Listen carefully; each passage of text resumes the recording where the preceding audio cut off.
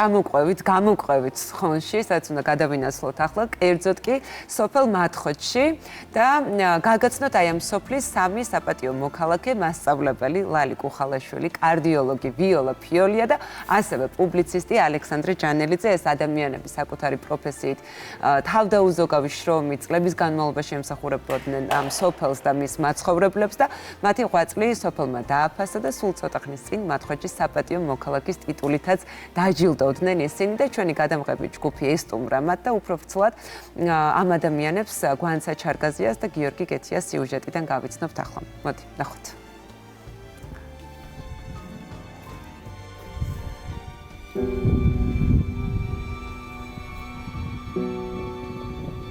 მათხოთი, რა თქმა უნდა, ისტორიული სოფელი არის და ამავე დროს დიდარ სოფლად წარმოდგებოდა ამ ხონის მუნიციპალიტეტში. ძალიან ბევრი პროფესორი თუ აკადემიკოსი გაიზარდა აქ. ამ განათლებულ ხალხთან ერთად მეც ვიფიქრე, რომ რაღაცა ჩემი წვლილი შევიტანო სოფლის მშენებლობაში.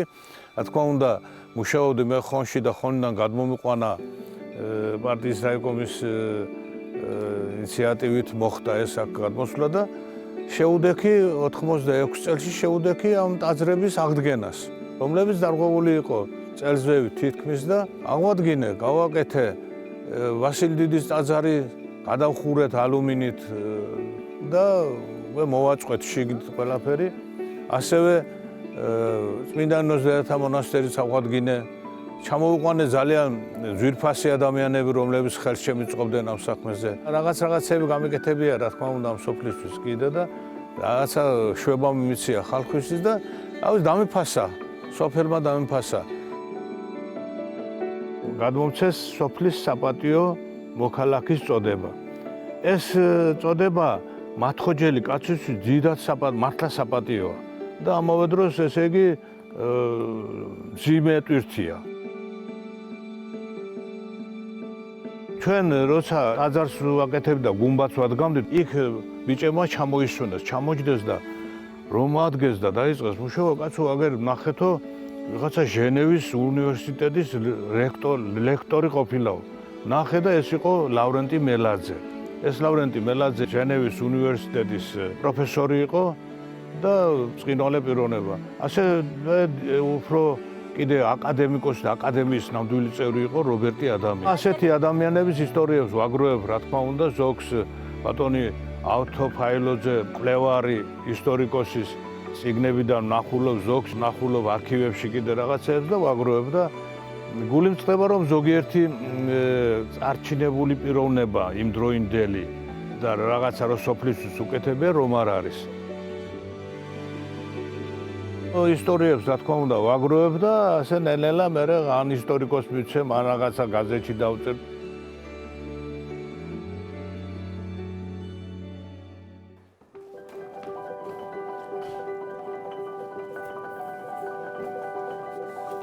სოფელს იმდენი კარგი ხალხი ყავს გაზრდილი, შვილო, მათ გვერდში ყოფნა დიდი საპატივცემლოა, ასე რომ ვთქვათ, მაგათ გვერდით, რომლითაც უმრავლესობას ვიცნობდი. ექიმო ნამდვილად არ მინდოდა, იმიტომ რომ არც არავინ მყავდა ექიმი ირგვლივ, არც ახლობლობაში, მაგრამ მოიტანა ეს მდგომარეობა და ძალიან უნდოდა მამაჩემს გულით, რომ ექიმი ყოლოდა შვილი.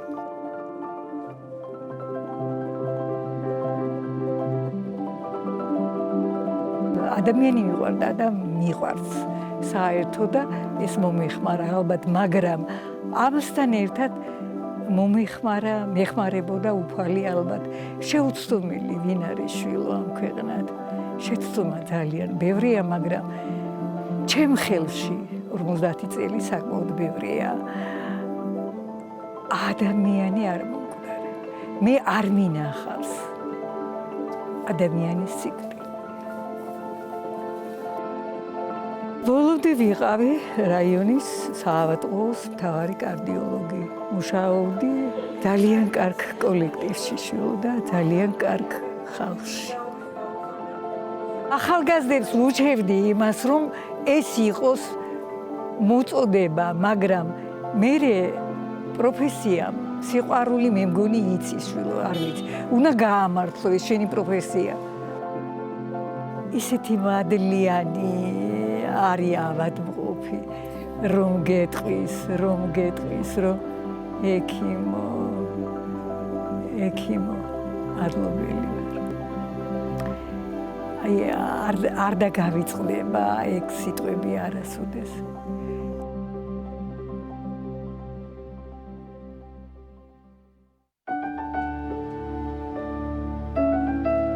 როცა დავიღლები ან მოვიცლი, შემოვალ დავჯდები დივანზე, გადმოვიღებ ეგერ ალბომებს და სიამოვნებით ვათვალიერებ ყოველთვის. ესე ჩემი სკოლა. რამდენი წელია ახლა შემოვსულა? 12 წელია. რომ წავედი და ახლა მოვედი. გამარჯობა ჩემო სკოლა. 46 წელი ვიმუშავე ერთ სკოლაში. ზოგჯერ მშობელი რო ჩემი მოსწავლე იყო, იმისი შვილიც ჩემი მოსწავლე იყო და იყო შემთხვევები 3-4 შვილიც იყო ჩემი მოსწავლე.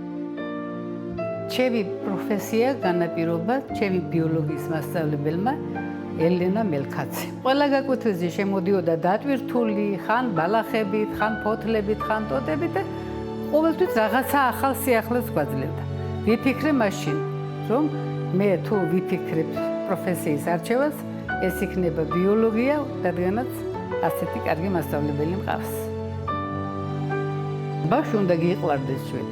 მისი ავი თვისებებით, კარგი თვისებებით, ცუდი თვისებებით, ბავშვია, უნდა აღზარდო. და ეს აღზრდის მეთოდები შენ უნდა გამონახო. ბავშვებს უყვართ ყოველთვის გარეთ გასვლა, რაღაცა მარტო გაკვეთილი არა. გაკვეთილი არასოდეს არ იყო ბავშვებისათვის სასურველი.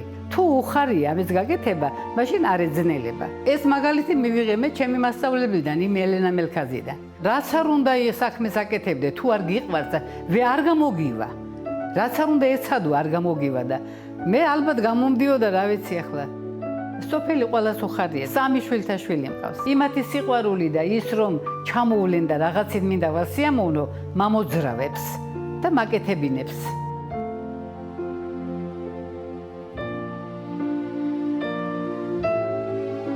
საბატიო წოდების მონიჭება. რა თქმა უნდა, მე სიამოვნა, მაგრამ ცოტა მეუხერხულა კიდეც. მადლობა, ჩემი შრომა დააფასა.